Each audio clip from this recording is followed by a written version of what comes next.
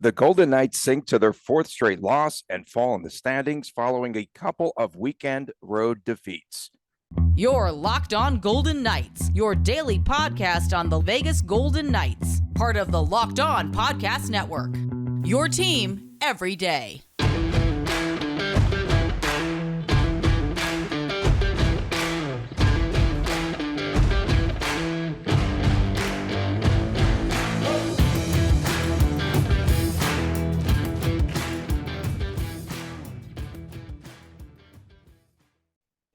Hi again, everyone. Tony Cardasco, Chris Golick from Las Vegas. We welcome you to Locked On Golden Knights as we embark on a brand new week here.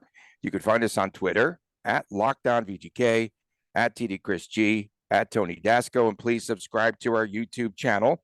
And we are brought to you by our new sponsor, FanDuel. Sign up today for FanDuel at FanDuel.com/LockedOn. Place your first $5 bet to get $150 in free bets, win or lose, at FanDuel.com/LockedOn. Well, Chris, another tough weekend here for VGK, tough week. They've now lost 7 out of their last 8 games, 2 losses for VGK over the weekend, 4-1 to the Rangers. Again, the overtime loss to the Islanders. Chris, VGK, this phase of the season, having scored just 5 goals over the past 4 games, and they've gone dry. And is this dry January or something like that? Well, they just took it to another level as the drought continues, and no momentum now heading into, after the All-Star break. Nothing. It would have been nice if they could have found a way. I mean, we said 3.5 points was about our number, and we hit that ballpark. I mean, 2 of the games went to overtime. If we have to scrounge to make the glass half full, they're 1 shot away from, in 2 games, from it being, a 4-point trip.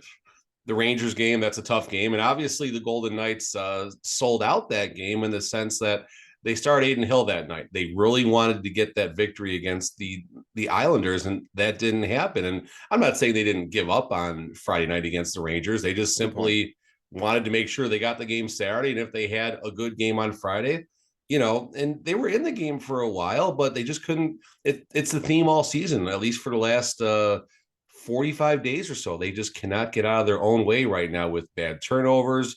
Adin Hill flubbed one just right into someone. Paul Cotter can't peel one off the boards. That's the Ranger game we're alluding to. And here we go again. Yeah. The free fall continues 0-2-2 in their last 4 games.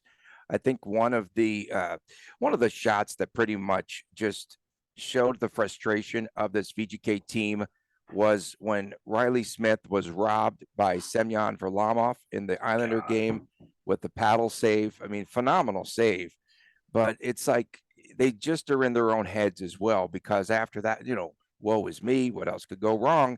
And we've seen this before. Again, they let up the first goal now 12 times in the last 14 games. Yeah, so I'm glad you mentioned that. I was listening to the radio, actually. We were driving on Saturday to a family gathering, and the Islanders get their goal, and Dan Duva, his quote was 13 and 15. And it was, here we go again.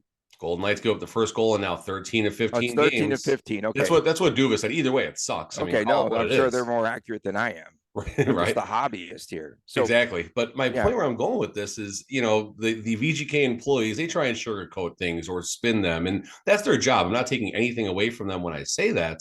They're trying to put a positive spin on things, or they talk about the ice, or they talk about the road trip, they talk about the schedule. And even, Gary Lawless, he's pretty down the middle. He tries to play the part of the happy-go-lucky employee, but he's not very good at it sometimes. And except when he starts to complain about the lack of penalties. Well, there's that. I'm with you on that.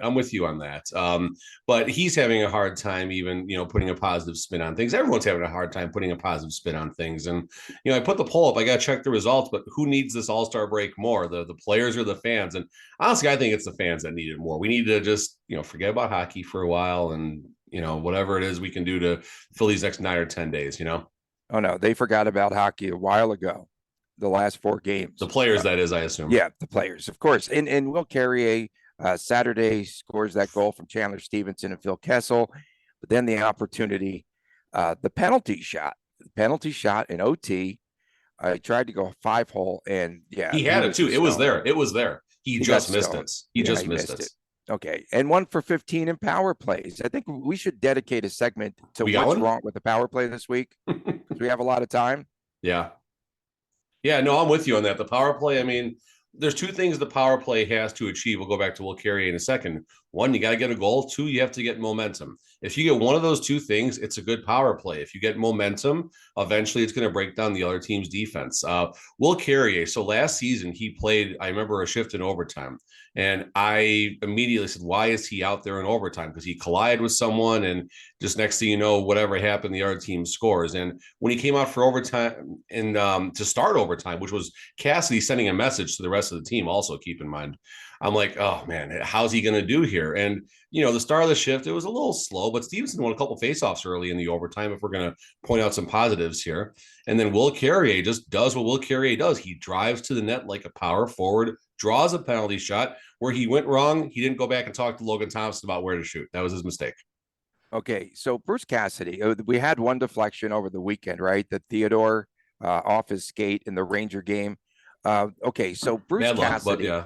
Something that's just confounding to me, and something that he said recently. Okay, he said that to end deflections, that the players have to get out of the way. They have to know when to block a shot and when not to block a shot. Yep. You have a 95-mile-an-hour fastball coming in your direction with that puck.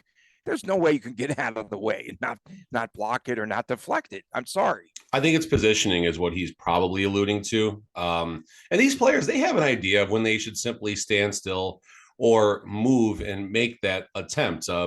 First example is Braden McNabb, obviously, against the New Jersey Devils on Tuesday nights. That was not a 95-mile-an-hour fastball, but he was in that in-between zone where he's more or less screening Logan instead of making a good shot block. So I think the positioning aspect is more of what Cassidy was getting at, as much as, like you said, 95-mile-an-hour fastball coming. Yeah, there's nothing that can be done. And that's what happened on Saturday night, right? LT, there's just a wall of VGK defensemen, just all tired. Riley Smith was out there a long time.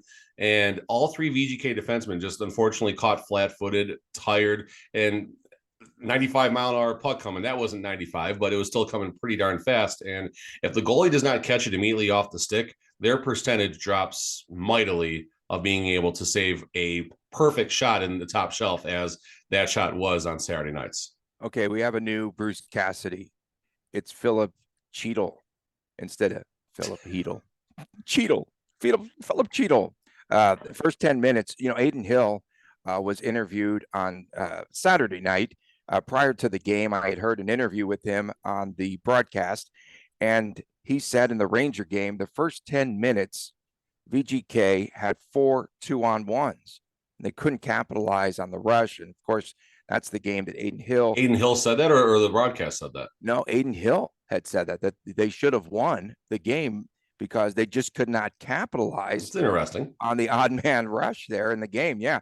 I thought that was real interesting. He's getting a little spicy. I like it. Yeah. And he had the turnover, of course, and the bread man cashed it in. But that was another tough game, Philip Cheadle. Tough game for VGK. Philip Cheadle was my first ever autograph that I pulled in a card, actually, now that I think about it. When I got back into the card game, that was the first ever autograph I pulled. Okay. Coming up next, Jack Eichel, still in that funk. We love that word, funk. 1 assist, no goals the last 10 games, and to boot, a -10. And we want to talk about the relationship, perhaps, between Cassidy and Eichel, and is Cassidy being too hard on the $10 million a year man? Whew. We'll get to that when we return right here on Locked On Golden Knights. Our next partner has a product that Chris and I literally use every day. We start to take athletic greens, mostly because we are always on the run. We are two busy hombres. We really are. And we've been taking it for a while now. Again, athletic greens, super healthy, very mild tasting, tropical taste. It tastes really good, and something that you would look forward to taking each and every day. You need to try it with 75 high-quality vitamins, minerals, whole food source, superfoods, probiotics, and adaptogens, my favorite word, especially on a Monday morning. And again, it is lifestyle friendly. You need to try it. They use the best of the best products based on everything that they could find, the latest science with constant product iterations and third-party testing. Costs less than $3 a day, and you are investing in your health, folks. That's something that you really need to do. It's cheaper than getting all the different supplements by yourself and going out and spending those, and it's better than your cold brew habit. And in 2020, AG donated over 1.2 million meals to kids, and we definitely appreciate what they do for the community.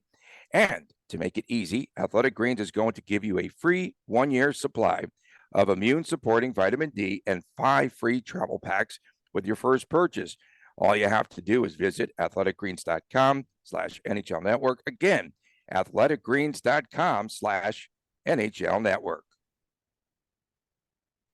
Welcome back to Locked On Golden Knights. Tony Cardasco and Chris Golick from Las Vegas went viral this past weekend a little bit, Chris, because I did that one interview, and I had said that the Misfits were responsible for getting Pete DeBoer fired. And then I talked about VGK on the interview. I talked about UNLV basketball, and that was the one clip that they pulled from there. And so they're probably in Cabo together right now, right? Foley, Marchessault, and Carlson. They've got to be in Cabo together on this break. Okay, so back to the biz. So dating back to the preseason, right, or the end of last season and everything, and then Cassidy gets hired. We know that Cassidy and Eichel were there at the Cape. They were enjoying a little coffee there and just chilling, okay? And Cassidy, just said, we want to make you a more complete player. They had this discussion. Boy, I would love to have been a fly on the wall for that. And then, of late now, I feel as though Cassidy has ridden Jack Eichel. Yes, he's a $10 million a year man. I get that. I get that he's a superstar. I don't know that VGK has supported him in a manner that's going to make him successful. But of late, we also heard, Cassidy lashing out, said that he's not the same driving force that he was earlier in the season. He said that he has failed with the expectations. And so I'm going to ask you the question. Well, the first question is Foley, along with Marchessault and Carlson in Cabo together this week. But the big question here is Cassidy perhaps riding Jack Eichel too hard? No. No. I mean, listen, Cassidy is going to run this team his way. And this is not just a Cassidy thing. This is many NHL coaches. Their shelf life is 2.5, 3.5 years tops. A VGK coach right now, this is season 6. This is coach number 3. Do the math. His time is ending soon. Call it what it is. His time is ending soon, unless we make a couple deep runs. Then maybe he'll get 4 or 5 years instead. So Cassidy is not here to make friends. Cassidy is not here to do anything but run the team the way he thinks the team needs to be run. And this is what this team needs. Gallant was like a veterans coach in the sense that he would take care of the vets, but I think there was also fair treatments, and he would lash out when needed. DeBoer was the country club. Call that what it is. And there's a bigger looming problem there, but I think DeBoer in general was a more laid-back coach than all of the 3 VGK coaches we've had. Cassidy, he's not pulling any stops. He is not here to coddle these players. It doesn't matter if it's a $10 million Jack Eichel or a $1 million, not even a $1 million Paul Cotter. I think all players are being treated the same right now. And Eichel needs to produce, and he needs to be able to do it when his best friend, Mark Stone, is not out there with him. Because when Mark Stone is out there, he's a 1.07 points per game. Now, since Eichel's injury, where Stone has also missed a lot of time, coincidentally, he is now dropping to right around a point every other game, if not less. So, yes, he needs to be ridden, whatever it's open doors, closed door, any door in between. Okay, accountability, we get all of that part. Okay, but I know that Cassidy has tried to change Jack Eichel's game, wants him to play more defensively. Let him just open it up. And then the other thing, he does a good job, though. Right, but we've talked about them shuffling lines consistently. So in the Ranger game, Michael Amadio was on the line with Eichel. In the third period of that game, Cassidy sat down Amadio. Like, there's no consistency. I don't get how he can ride him and talk about failed expectations when they're not putting him in the right position to succeed. It's clear that the only line combination with Jack Eichel that is going to constantly produce is Mark Stone, Chandler Stevenson, Jack Eichel. Chandler Stevenson, Jack Eichel, insert. Amadio had flashes with it, but to your points, there is a lot of juggling happening right now. It's every single game. And Duva pointed this out, I want to say maybe 3 weeks ago in the post game. At what point do you let the players work it out? Maybe at the sacrifice of knowing you're might have a hard game or two, but then the players kind of work it out. You can do what you want in the practices, but when it comes down to game speed, that's a much different thing. Amadio and Marchessault were swapped from Friday to Saturday, I want to say. Yeah. There's no practice. There's not even a pregame skate since they played, 2 days in a row. Right. So, those are the things that I think really need to get worked out during this break. I don't believe the teams even can practice. The players can probably skate on their own. I don't think there can be any organized team activity for a certain period of time. I think that's just part of the CBA during the All-Star break and all that nonsense. So I don't think the players can even come back until probably Monday, or even maybe the Maple Leafs will leave early like they did during the Christmas break and get fined another $500,000. Maybe there's the plan. VGK should practice every day this week. Every day, pay that $500,000 fine. That'll be $3.5 million well spent by the time the week settles.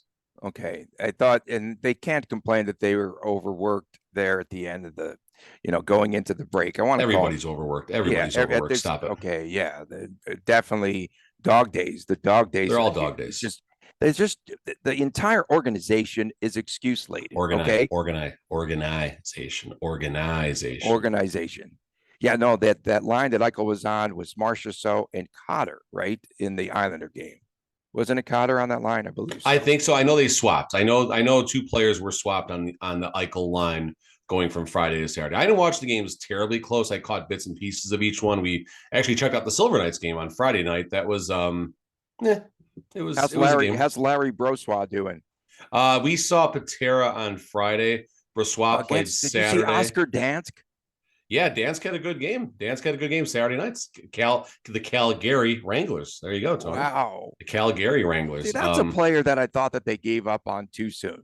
I liked Dansk. Yeah, but being that he's buried in Calgary right now, I think the rest of the NHL kind of has the same perspective. I like Dansk. Don't get me wrong. He was William Karlsson's buddy too, so maybe that's why William Karlsson is not happy. There you go. I got a William Karlsson referencing. Oh, my goodness. I think Eichel's playing the wrong sport too. At least twice this season, I've heard Cassidy and Eichel. Should he play softball? No, they both have alluded to lack of run support for the goalies. Run support. It's pretty funny. Fair. Okay. I mean, they're not scoring. I mean, all the stuff we're talking about, it doesn't. The goalies are fine. Just have you noticed Eichel better defensively? Yes, Eichel has a much more active stick. He does play. Don't play defense. Come on, you're in the Honda Pacific, for crying out loud. No, and that's fair. I mean, the Pacific is Charmin soft, and that's thank God we're in the Pacific, or this would be a much different situation. And I would be buying in to all these. We get 3 times a day now people with that meme, it's panic button, and all that stuff. A lot of that. And I appreciate that too. Don't get me wrong, I get it. And like I said, I'm not concerned about the first 52 games, not nearly as much as I am the next 9 games. The next 9 games will be the tipping point and the trajectory of the season. If they go 4-5-1 in these next 9 games, then the division gets even farther away.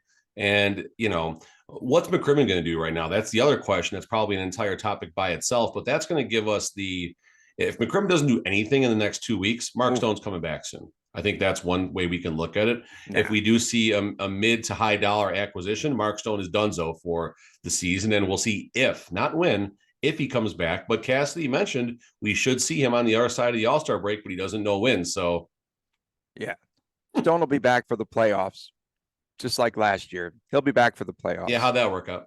Exactly. Coming up next, does Logan Thompson need a breather? Does he need a break himself? He won't get one because he will be the starting goaltender for the Honda Pacific in the All-Star game. Got that sponsored mention there. Back with more after this on Locked On Golden Knights. The Super Bowl is coming up. The big game. And the current line has Philadelphia -1.5 over the Chiefs. Ooh, Oh, ouch. yeah, that was rigged. 49.5 is the total. It opened up at 48.5. So a lot of money coming in on the Eagles and on the total in that game. And what was I getting? Oh, we're really excited to have FanDuel as our partners here on Locked On because, again, it's the number one sports book in America.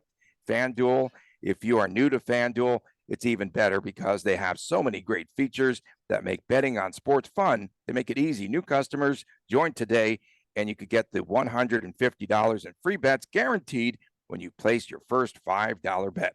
Sign up today, FanDuel.com/LockedOn, FanDuel.com/LockedOn. And FanDuel has your favorite bets from the money line to point spreads to those amazing player props, which is so much fun on Super Bowl Sunday, big game Sunday. Plus, you can even combine your bets with a chance to get that bigger payout on the same game parlay. And of course, it's all on the app. It's safe, secure, and super easy to use. Football fans, again, don't miss out. Place your $5 bet. Get $150 in free bets, win or lose at FanDuel.com/LockedOn. Welcome back, everyone. Tony Cardasco, Chris Golick from Las Vegas.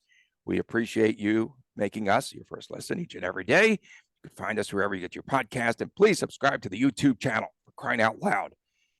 People hang on that YouTube channel an awfully long time. The boss man told us so, right? There we go. There we go. People like listening to us yap. I know, especially, and later in the show. And a lot of times we just throw stuff out there. That's our freelance, segment there. But this is important because I believe that Logan Thompson has hit that wall. I think he needs, again, a physical and a mental break.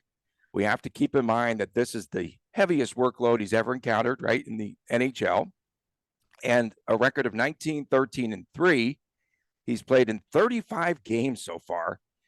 And he has one win, Chris, since January the 7th. And this is a guy that was the Washington game. This is a guy that I think needs a breather. He was obviously frustrated this past week. He burdened the loss against the Devils, took it on his shoulders. And I think it's time. I don't know how he gets to relax this week because he'll be traveling to Florida. He'll probably be in some of those skills competitions. I think they have one where goalies try to score goals. I think that should be fun, whatever. But again, and then he comes back to another heavy workload because they're going to be on the road for the next two. So we talked a few times in the offseason about how many games we think LT should start and what would be too many. Right now, you said 35 games. The Golden Knights have played 51 games, if my math is correct.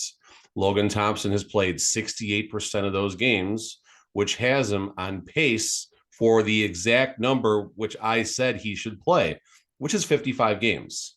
Wow. Now, if we retro this to like the last 20 games, I think that number would go up a lot. And I think he's probably on pace for 62, 63, 65 games. And we'll probably have a show where we get a little deeper into the schedule. We can maybe plot which goalies we think are going to play and things like that. So overall, from a totality perspective, his workload is fine. From a recency perspective, in the last 3 weeks, he's getting a lot. And the back-to-back against Arizona, I think we're going to look at the one move where I think we all will disagree with Cassidy, I think that's it. Aiden Hill, listen, his save percentage is not as high, but his wins and losses are up there. So Aiden Hill should be getting a little bit more time right now because he's getting a little more run support, if we're going to talk about that. So I think the All-Star break will do LT some good. I think being around all these players, especially a first-timer, he will be absolutely floored to be there. I think it's only going to help Logan, honestly. He should be in Cabo with Marshall again, Carlson. He might be. And maybe he is. LT, just taking too many losses, but mental losses as well, okay, of late. And, one thing that really stands out, how did this segment of the season end, right? How did the month of January end for him? Terrible. They lose to the Islanders, okay? I don't know if you caught this or not. The players were just like, they were shell-shocked, okay? And LT was there in net. And it took them a while to go out onto the ice. And Same thing on Tuesday against the Caps. Same thing. He just stood there. But like mentally, it is really going to wear him down if this continues, because he's one of those high octane guys. Okay. And he's just going. He's a type A personality, no doubt. And then when things aren't working out for him, he takes it hard. He, again, pushes himself a little bit more. He's changed a little bit of his dynamics in the net. He says he's been more aggressive. He comes out a little bit more of the net to try to, they're toying with him now in his game. That's a lot for an NHL rookie to absorb, I believe. And that's just the thing. He's a kid. I mean, he's an older rookie, but he's a kid being out there in the first time in these NHL arenas, feeling the pressure. I mean, I think, playing in all the other leagues leading up to the AHL and even at the AHL, there's a different amount of pressure that's put on you. The pressure to advance and improve your game versus the pressure to win at the national level are completely different. No, I've never experienced what that's like. I can't tell you from firsthand, but we can certainly look at how other kids, these are kids, call them what they are, how they react on the big stage. And Logan's handling it well. Let's be clear. He's handling it well. We're not saying he's not an AHL goalie. We're not saying anything like that. He is an all-star, a starting all-star goalie in the NHL, but there's ups and downs and there's everything in between. He's deleted his social media. He did mention, not that he was overly active besides, hitting me in the off season with donkey memes and things like that. But again, it's getting in his head.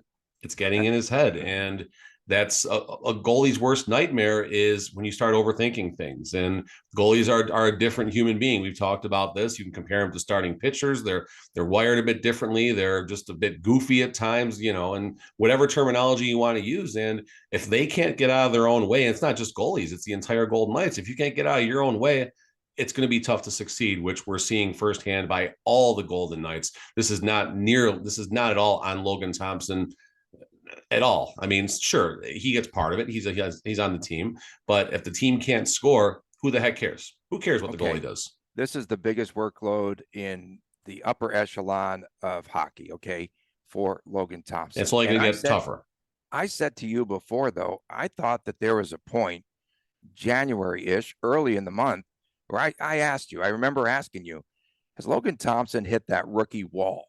Because he's never experienced this before. He's going into uncharted territory. And I just think he needs that mental break. The physical part, I get. The mental break, especially when you're very hard on yourself. And now he's going to go and he's going to be in the spotlight again this weekend. He wants to play well, and he's up against every major superstar, right, in the National Hockey League. I think it's too much for him to handle. I personally do.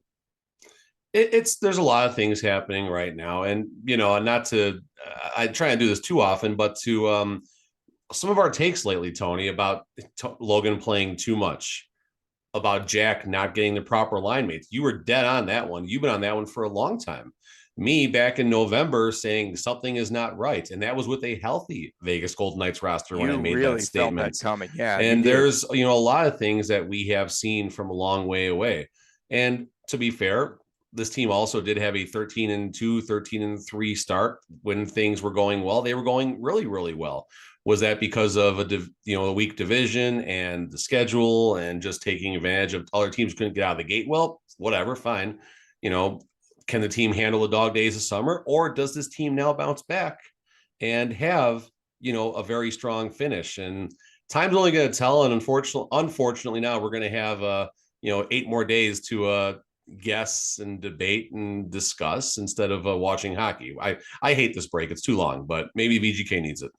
Do the fans need it? I wanted to ask you. You put that out there because I haven't looked at the results. The fans are starting to get a little peeved. Okay. Oh, no doubt. They're growing to be impatient, and they're spoiled just as much as the players on this team are. I just think the fans also needed that breather. We got to talk about this week too. 55-45 is the split, players to fans, from our poll. Yeah. And see, there's still fans that are just pretty annoyed with the way that this team is performing. And the fact, it's one thing if you're losing games. It's another if you have just 5 goals over the past 4 games. They got to start scoring. They got to figure it out. The other prediction I made, Jack Eichel, his teammate, his line mate is not on his team, not on the roster currently. Not on the roster. Fair. They need to bring in someone. They need to make a deal to help him out and build this team around Eichel. He's going to be the superstar. Stone, I don't know if Stone will be back. Why not put Will Carey in line one? Why not? Why not try it? Okay, do it. With who? Marchessault is the third piece? I don't care. Did you notice Eichel just, again, skating around in circles at times? He couldn't find anyone open the last couple of games over the weekend. Did you see that too? Yeah, I mean, you have Eichel, a playmaker. You have Carrier, the power forward. And, it could be Amadio. It could be Chandler Stevenson. It could be Paul Cotter. It could be Marchessault. Like, spin that dial, but why not milk everything you can out of Will Carrier, who has the most heart on this team right now and showing it every single night. Okay, coming up tomorrow, let's talk. Can we dive into what's wrong with the power play unit? Because this was going pretty well. I think it's only a 30-minute show, Tony, but sure, we'll try. Okay, I think they're still ranked 11th in the power play area this season, but we'll get into some of that and much, much more. We've got a full week here, and then, of course, we'll lead you into the All-Star break and all of that, and the game coming up this weekend. We thank you all for tuning in. Thanks for making us your first listen each and every day. We definitely like our fans to be engaged. Not our fans. We don't have fans. Our followers to be engaged. Yeah, the people. We got fans. Yeah. Okay, we got fans. We'll be back tomorrow right here on Locked On Golden Knights.